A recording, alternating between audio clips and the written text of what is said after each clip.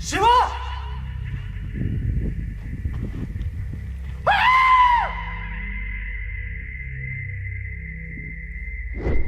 Temples. What's there inside? Just a stone, is it? Let's forget that it's God for some time. Let's talk science, okay?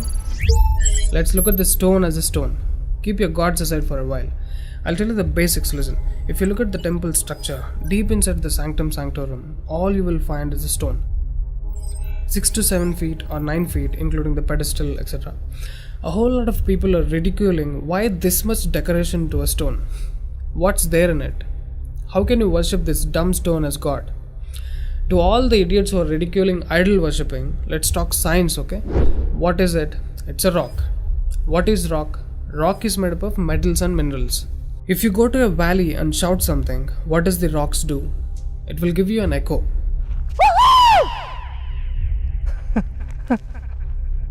It's an open place. The sound travels, hits the rock and throws it back. This phenomena is called echo and it's scientifically proven, everybody knows it. Depending on how loud you send these sound waves, accordingly rocks will throw back an echo. Every rock, that's why you will hear 2-3 sounds at different intervals. Visually you cannot see what's happening, but you can hear it. This is in open space. Imagine if you're doing it in a closed place. What would be the amount of echo? Obviously much more than the open space. Let's get inside the temple. You will find a linga or a statue made of a rock. And it's placed in a closed wall structure with a Galigopuram on the top. That means a pyramid structure with a tip pointing to the sky. There will be no ventilation. Tight packed and covered with stone walls to a precision where even the light cannot enter. Now, people send some sounds to the rock. Not just today, it's been practiced since thousands of years. They are sending some sounds to the rock continuously, right from the morning to afternoon to evening till night, every day. We all know that sound has a form. To all the lower IQ people, I'm going to show you a few experiments where particles form different patterns and forms due to various types of sounds. I saw a beautiful music video in this channel in which they show how water, fire, particles respond to the sound. It's an incredible experiment, you must watch it. It is a film to describe to you the effect of cymatic frequencies. Now, 72% of your body is water. 12% is earth, 6% is air, 4% is fire, and the remaining is space. Don't you think this sound has an impact on your system? Look at how drastically the water is responding to the sound. Similarly, fire. In fact, everything in the cosmos responds to the sounds. That's why yogis of the past have always said sound is the basis of existence. Every form is a certain reverberation of sound. If you master the sound, you can play with the 5 elements. That's how the sages of the past used to walk on water, disappear into the air, walk through the walls, etc. In Harry Potter movie, what you have seen is just a fiction story. But here, we have got yogis who did all that for real. Even though there are many mystics who can do these things, not just them, you and I can do it if we attain certain mastery over the sound. You need a perception beyond the senses to do that. For that, you need to do a different level of sadhana. You can't do that in a laboratory through some dumb experiment. All those who tried either ended up neurotic or died an utter failure. Wasted a lot of money in the research. So except dhyanam, technically there is no other way. Sorry to disappoint the people who are lazy to yoga. Okay, sound. I recommend you to watch more such experiments in YouTube to understand better what I'm trying to say here. Inside the temple, they chant some mantras. What happens is, the sound will touch the stone and bounce back in different directions. Because it's a closed room, the sound has to pass out through the main door. And whoever is standing in front will be completely soaked in that energy. Now, what do they chant? Vishnu Sahasranamam in the morning and Lalita Sahasranamam in the night. There is Shivopasana Mantram, Lingastakam, Am Namah Shivaya, Nirvana Shatakam, etc., which will have different impacts on the human system.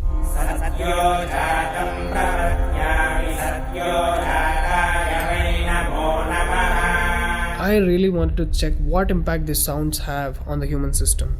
So I went to a neurosurgeon to really experiment and document the impact of these sounds on the human brain, the human system. I took my friend Rahul for the EEG test. It's called electroencephalography, where you can see the brain activity, the activity of the nervous system of a person on a computer. We played Lalita Sahasranamam to him.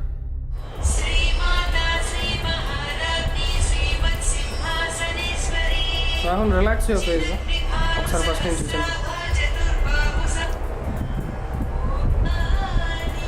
Right.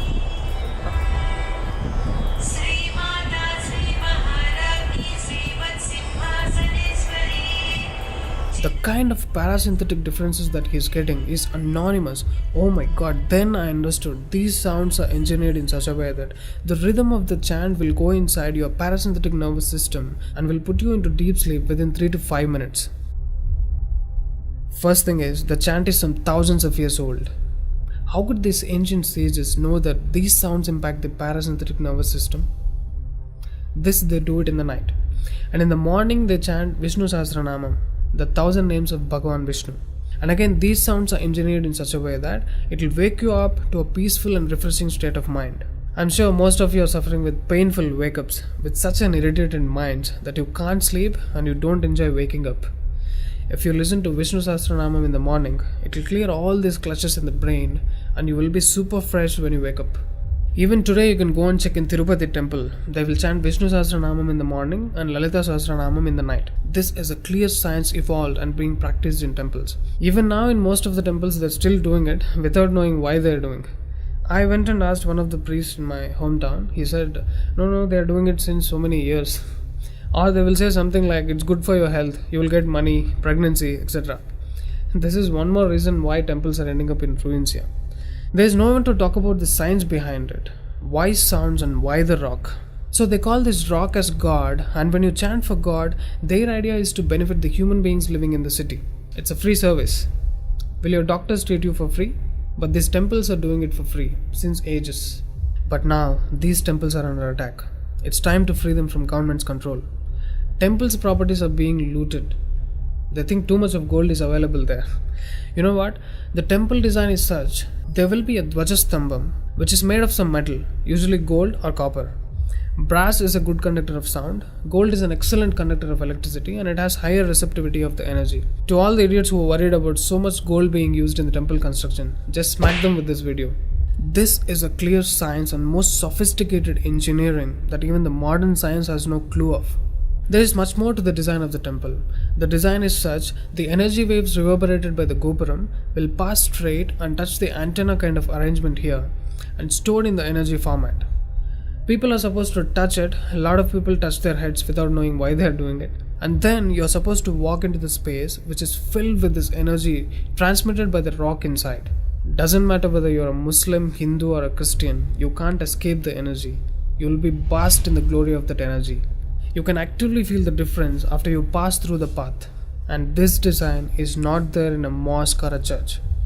Not just church and mosque, any sort of engineering on the planet cannot beat the engineering of a temple. It's incomparable. How many of you are aware of these sciences? Now what do you call the idiots who ridicule idol worshipping? Do you think they have got brains? Those who are urinating on the idols and those who are inspiring people to demolish temples, do you think they qualify to be human beings? The animal nature is still alive in them, or they must be living evils. Let me not end it here. I wanted to give it furthermore. Modern science is still in infancy when compared to the science and technology used in temple construction. I'm sure you watched Praveen Mohan's channel. He has done a mind-blowing work on temples. Watch these videos, you will get to know things which modern science has no clue of. These were constructed thousands of years ago. What was taught in your schools and universities in the name of science is a ridiculous crap. Today is a generation of idiots who do all kinds of drink and drug to put this body into sleep. What a circus they do. Any drunkard on the planet is a certified fool because you're ruining the system in order to rest it. When there is such a beautiful way to rest your system, you find drink and drug as an alternative is the dumbest thing to do. The government's encouraging drink in order to balance the income of the state. It must be the epitome of stupidity. What a horrible way to run a state. And these governments are handling the temples. Oh God, now it's time to remember the God inside the rock. It's not just a dumb stone. There is a huge science behind consecrating a rock into deity. Any number of mystics have infused their life energies into a rock and make it function like a living being. Sadhguru is the living example of a mystic who consecrated Dhyanalinga. You know what? For most people, it's not just a stone, it's a living being. There are devotees who can talk to the deity and get things done in the world. Low IQ idiots who got educated from the convent schools, or those who muddle their minds with all kinds of sacred books, cannot understand these devotional aspects of life. There are temples to solve every damn problem. Those problems which your doctors cannot solve. Your psychological imbalances, bipolar, neurotic, whatever. Now, these temples are in ruins. I get tears in my eyes when I look at the condition of these temples. These engineering marvels, which acted as powerful devices to communicate with the cosmos, download the energies from various places of the galaxies, are now in such a horrible condition. Idiots have no idea what these temples are made for. Worst, temples are under government's control. Temple funds are being misused like hell. Temple properties are being sold. Churches are being constructed in those places. Why? Can we all keep the fights aside and unite for the cause? Free temples from government control. Don't think your gods will come and save the temples. You should wake up and do something now. Wherever you are, whoever you are, whether you're a Muslim, Christian or a Hindu, please become a part of the movement. Free temples from Sarkar.